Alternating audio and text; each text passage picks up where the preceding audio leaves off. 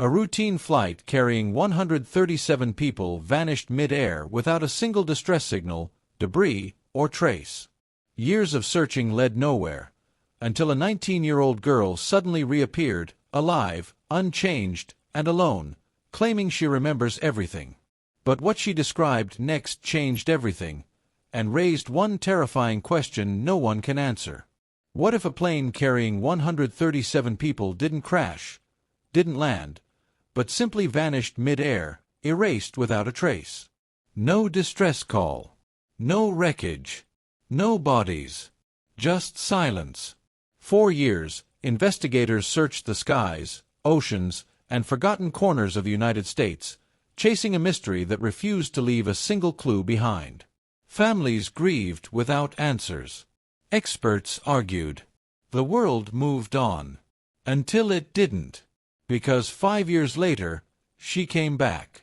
A 19-year-old girl was found wandering alone on a deserted highway in Nevada, barefoot, disoriented, and wearing the same clothes from the day the plane disappeared. She hadn't aged. To her, it had only been a few hours. But to everyone else, it had been half a decade. What she described next would shake investigators to their core. Whispers of something impossible, something that shouldn't exist at 30,000 feet. So what really happened to Flight 372? Where did 136 people go? And why was she the only one who returned? Stay with me, because this story only gets darker from here. On the morning of October 14, 2018, Flight 372 departed from Los Angeles International Airport, bound for Chicago. It was a routine flight. Clear skies. No delays. Nothing unusual. Passengers boarded with coffee cups in hand, headphones on, unaware that this would be the last normal moment they would ever experience.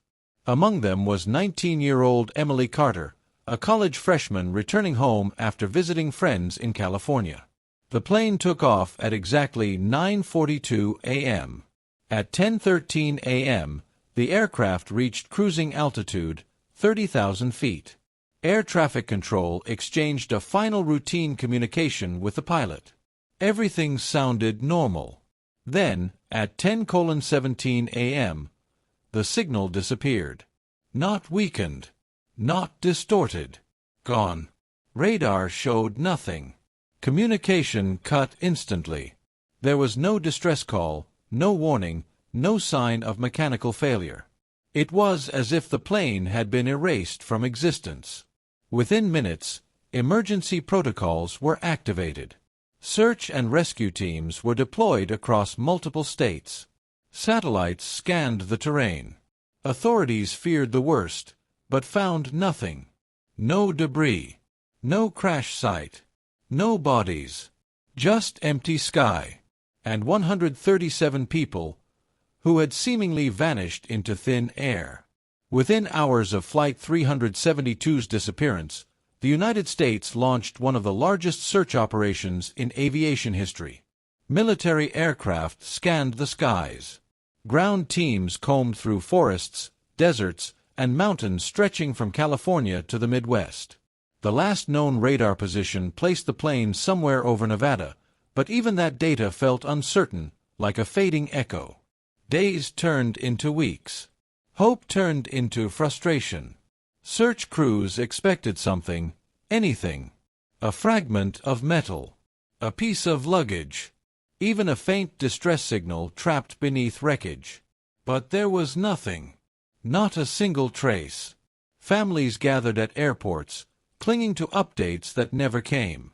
Candlelight vigils filled the nights as news coverage spread across the country. Experts debated endlessly. Terrorism, mechanical failure, pilot error, but none of it made sense without evidence. Even the black box, designed to survive catastrophic crashes, never transmitted a signal. It was as if Flight 372 had slipped through a crack in reality itself. After 3 months, official search efforts were scaled back. After 6, they were quietly suspended. The case was left open, but cold. And over time, the world began to move on. But 5 years later, something would bring it all back. At 2:18 a.m. on a cold November night in 2023, a truck driver was speeding down a deserted stretch of highway just outside Reno, Nevada, when he saw her. At first, he thought she was a ghost. A lone figure stood in the middle of the road, barely visible in the dim headlights. He slammed the brakes, the truck screeching to a halt just feet away from her. She didn't move. Barefoot, pale, shaking, and staring straight ahead like she didn't understand where she was. When authorities arrived, the girl could barely speak. Her lips were cracked, her voice weak, repeating the same sentence over and over again. "Where is everyone?" They took her to the nearest hospital, where doctors immediately noticed something strange. Her clothes were clean, untouched by time. No signs of aging. No malnutrition. No injuries. It was as if she had just stepped off a plane hours ago. Then came the moment that froze the entire room. When asked her name, she whispered, "Emily Carter."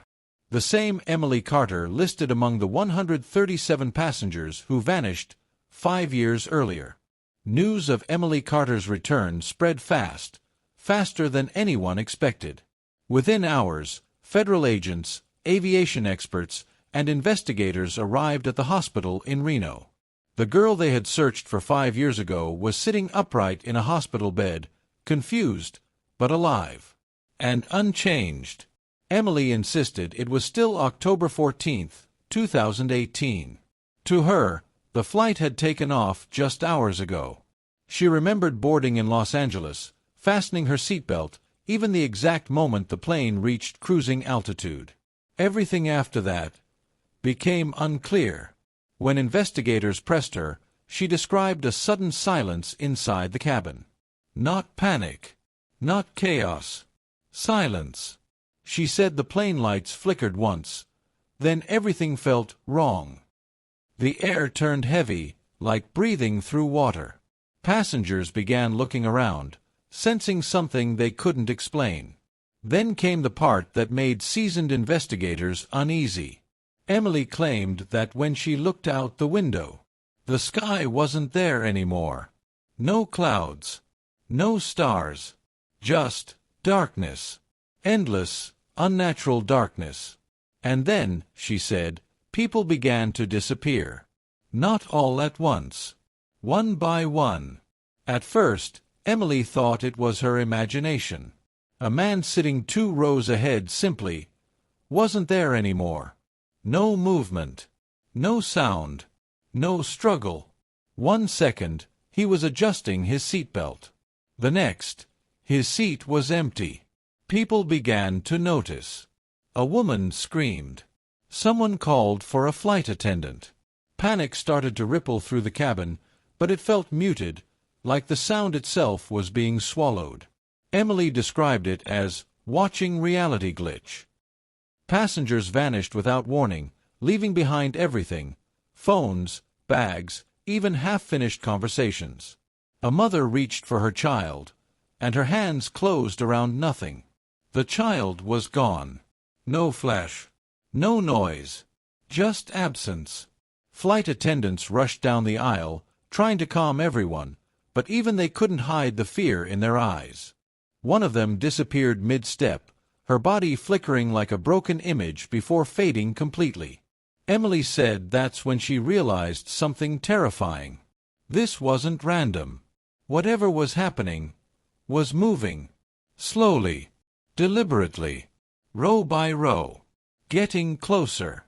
And as the emptiness crept toward her seat, Emily understood one thing clearly. She was next. Emily pressed herself against the window, her heart pounding so hard she thought it might stop. The cabin was almost empty now. Rows of abandoned seats stretched around her, filled only with scattered belongings, phones still glowing, drinks trembling in half-filled cups, a jacket draped over a seat with no one left to wear it. And the silence. It was unbearable. No engines. No voices. Just a low, distant hum that didn't belong. She watched as the last few passengers ahead of her vanished, one after another, like pieces of reality being erased. Each disappearance was quicker than the last, as if whatever force was moving through the plane was accelerating, closing in. Then it stopped. Right beside her. Emily said she couldn't see it, but she felt it. A pressure in the air. A presence so heavy it made it hard to breathe. The space next to her seat seemed to bend, like heat rising off asphalt, distorting everything around it. She tried to scream. Nothing came out. And then, it touched her. Not physically, but inside her mind. A single thought that wasn't her own. "You can see us." And everything went black. When Emily opened her eyes again, she wasn't on the plane anymore. At least, not entirely. The seats were still there. The rows. The narrow aisle stretching ahead of her. But everything looked wrong. Distorted. The cabin seemed stretched, like it went on forever, fading into a dark horizon that shouldn't exist inside an aircraft. The walls pulsed faintly, as if they were breathing. And the silence was alive. Emily stood slowly, her legs shaking, and called out for anyone at all. That's when she heard it. Whispers. Not from one direction, but from everywhere at once. Layered voices overlapping in a language she couldn't understand, yet somehow felt like she almost could. Then she saw them. Figures. Faint, flickering shapes standing between the seats, tall, thin, and barely visible, like shadows trying to take form. They didn't move like people. They shifted. Gliding, bending, watching. Watching her. Emily realized with a sinking dread that the passengers hadn't simply disappeared. They had been taken. Pulled into this place, whatever it was. A space that existed between something. And somehow, she was still there with them. Emily didn't run. She couldn't. Every instinct told her to move, to escape, to get as far away from those things as possible, but her body refused to listen. The figures began to close in. Not fast. Not aggressive. Curious. They circled her slowly, their forms flickering in and out of existence, like something struggling to fully appear. As they moved, the whispers grew louder, layered voices pressing against her mind, almost forming words.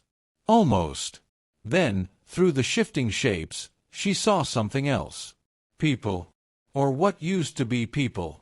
Passengers from the plane stood frozen between the seats, their bodies slightly transparent, their faces locked in silent expressions of confusion and fear. Some looked like they were mid-scream, others mid-reach. Like time had been paused. Emily stepped closer to one of them, a man she vaguely remembered boarding with. "Can you hear me?" she whispered. No response. But the moment she reached out, the shadow figures reacted. The whispers sharpened. And one of them moved closer than the others. Leaning in. Studying her. That same thought echoed again, louder this time. "You don't belong here." And suddenly, everything began to shake. The shaking turned violent. The endless cabin warped around Emily, bending and folding in ways that made no sense. The frozen passengers flickered rapidly, their forms breaking apart like reflections in shattered glass. The whispers became deafening. Screaming. Not in anger. In warning. The shadow figures recoiled, pulling back as if something far more powerful had entered that impossible space. The pressure in the air shifted, and for the first time, Emily felt something different. Resistance. Like the world itself was trying to push her out. She dropped to her knees, clutching her head as memories flooded in, boarding the plane, the takeoff, the silence, the darkness. All of it crashing together at once. And then that voice again. Clearer than before. Urgent. "You were not meant to stay." A force wrapped around her, not hands, not anything physical, but something undeniable. Pulling her. Hard. The distorted plane stretched away from her, the shadow figures dissolving into nothing as the darkness collapsed in on itself.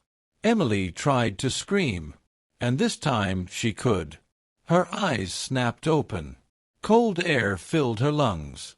And suddenly, she was standing alone on a dark highway. Emily collapsed onto the asphalt, gasping for air that felt too real to be true. The night around her was silent. No plane. No voices. No shadows. Just an empty stretch of highway under a cold Nevada sky. For a moment, she thought she was still trapped, that this was another illusion. But the stars above were clear. The wind was real. The ground beneath her hands was solid. She looked down at herself. Her clothes. Her hands. Everything felt unchanged. And yet, everything had changed. Within minutes, headlights appeared in the distance. A passing vehicle slowed, then stopped. A driver stepped out, approaching her cautiously, calling emergency services. When responders arrived, they had no explanation for what they were seeing. A girl reported missing for 5 years. Alive. Unchanged. Unbroken. Emily could barely answer their questions. All she could say, over and over, was that she had been on the plane, and then somewhere else, somewhere wrong. Investigators would later question her repeatedly. But one thing remained consistent in every statement she gave. She was the only one who made it back. And somewhere, 136 others were still out there. Emily Carter's return should have ended the mystery of Flight 372. Instead, it made it deeper. Because her story raised more questions than answers. If 136 people disappeared without a trace, where did they go? Was it a malfunction in space and time? A phenomenon we don't yet understand? Or something far more unsettling, something that selectively chose who could leave, and who could not? Investigators searched again, this time with Emily's testimony guiding them. New theories emerged. New equipment was deployed. Coordinates were reanalyzed. The exact flight path was reconstructed down to the second. But the sky remained silent. No signals. No debris. No explanation. Just a growing sense that whatever happened aboard Flight 372 wasn't just an accident. It was a threshold. And Emily had crossed it, and returned. So the real question isn't just what happened to the plane. It's this. If something could take 136 people, and let one go, what was the criteria? And more importantly, is it still out there? Watching. Waiting. And if another flight crosses that same invisible boundary again, will it choose someone else to send back? Or will this time, no one return at all?